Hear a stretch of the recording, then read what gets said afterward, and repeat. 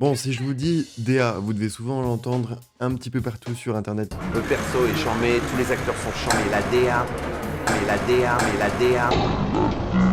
Bien, c'est très simple. En fait, la DA, déjà, c'est la direction artistique et on utilise souvent ce terme pour désigner une identité visuelle, un mood qu'on veut mettre dans un projet. Mais la DA, c'est bien plus compliqué que ça et je vais essayer de vous illustrer aujourd'hui. Déjà, la DA est créée en général par un directeur artistique ou une équipe créative qui vont se pencher sur un projet artistique et qui vont avoir une demande assez globale pour diriger la direction artistique du projet. En fait, quel choix on va faire pour que ça soit le plus joli possible. Et ça peut aller même jusque dans les plus petits détails. Par exemple, si c'est un film, ça peut aller jusqu'à choisir le paillasson et la forme du paillasson. Après, ça peut être du coup la typographie, les couleurs, etc. Vous connaissez, qui sont propres du coup à une unité visuelle, à une charte graphique, etc. Une direction artistique, ça comprend la charte graphique et pas que. Ça comprend voilà tous ces détails qu'on peut incorporer dans une image, dans une vidéo, choix de la musique, casting des personnes, comment ils sont habillés, est-ce qu'ils ont un jean, pas de jean. C'est très compliqué la direction artistique. Moi, je vous parle surtout là pour la publicité parce que c'est le domaine où je travaille.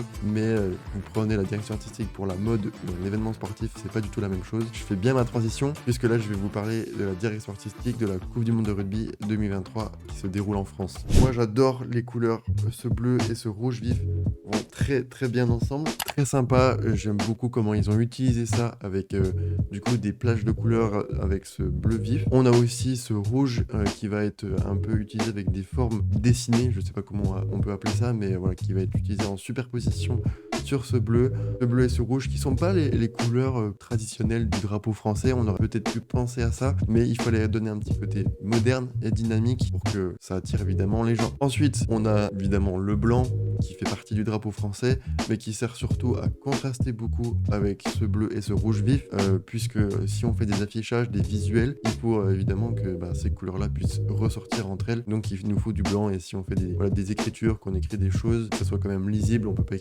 écrire des paragraphes sur du bleu ou du rouge, en bleu ou en rouge. Donc il nous faut forcément du blanc avec des textes noirs, tout ce qu'il y a de plus basique, c'est hyper important quand on fait une direction artistique, quand on fait une charte graphique surtout. Je pense que le directeur artistique s'est beaucoup cassé la tête puisque dans une coupe du monde de rugby, ou surtout déjà une coupe du monde, peu importe le sport, au rugby, il y a pas mal de couleurs différentes et les équipes parfois sont un petit peu extravagantes dans le choix des couleurs de leur maillot. Elles ne reprennent pas forcément les couleurs habituelles. Par exemple, les Springboks, qui est l'Afrique du Sud, d'habitude jouent en vert foncé, ils jouent en vert très clair, ou même l'Angleterre qui joue soit en blanc ou en rouge. On a déjà vu des maillots rouges, là ils ont joué en bleu, on ne sait pas pourquoi. Eh bien, il faut faire des choix donc du coup dans cette DA pour que ça puisse intégrer ces couleurs parfaitement en montrant les maillots des équipes et sans que ça soit trop moche. La déclinaison du logo World Rugby, qui est un écusson que vous pouvez voir du coup actuellement et qui se décline sur toutes les coupes du monde de rugby qui vont se dérouler. À l'intérieur de cet écusson, on va avoir les drapeaux des équipes.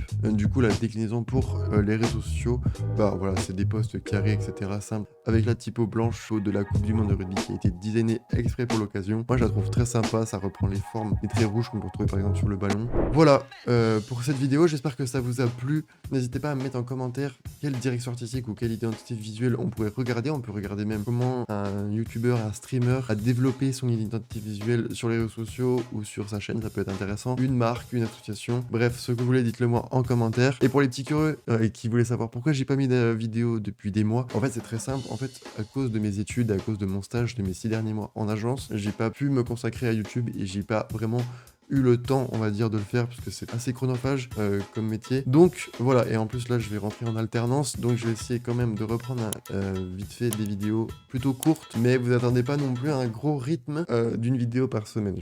Mais je vais vous tenir au courant, n'hésitez pas à me suivre sur les réseaux Instagram, j'essaie de mettre quelques stories, etc. de temps en temps. Allez, ciao!